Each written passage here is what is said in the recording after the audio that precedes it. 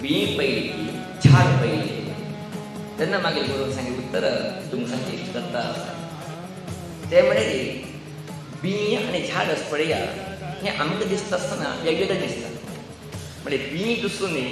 झाड दिसून झाडाचे सूक्ष्म स्वरूप बियाचे स्थूल स्वरूप झाड जाल्यार आमकां दिसता कशें दिसता झाड वेगळे बी वेगळे म्हणून दिसता आमकां झाड वेगळे न्ही बी वेगळे न्ही ताका मागीर गुरू केन्ना म्हणटा उठशिलेची जन्म वेगळे न्ही मृत्यू वेगळे न्ही म्हणून आमकां जन्म तरी संतोष संतोष बाबा किती खुशी आमी आनीक तुजी गुंतना आमकां जन्माचे आनीक तुजी कितें मृत्यू न्ही हें आमकां आनीक तुजी गुंत आसा ना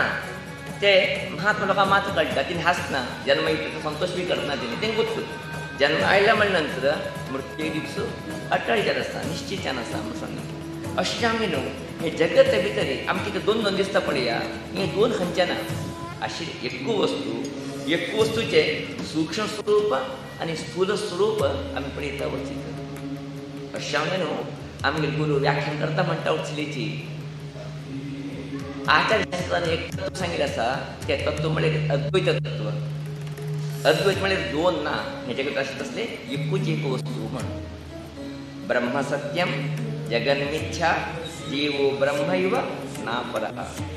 ब्रह्म एकूच सत्य हें जगत कितें दिसता आसा आमकां हें मिथ्या एक वस्तुस्थिती ना जीव आत्मा वेगळें न्ही परमात्मा वेगळें न्ही हें एक तत्व आचार्य शंकरान सांगता गेलेलें आमकां सहजान दिसता जगत वेगळे जीव वेगळे परमात्मा वेगळे म्हणून नाही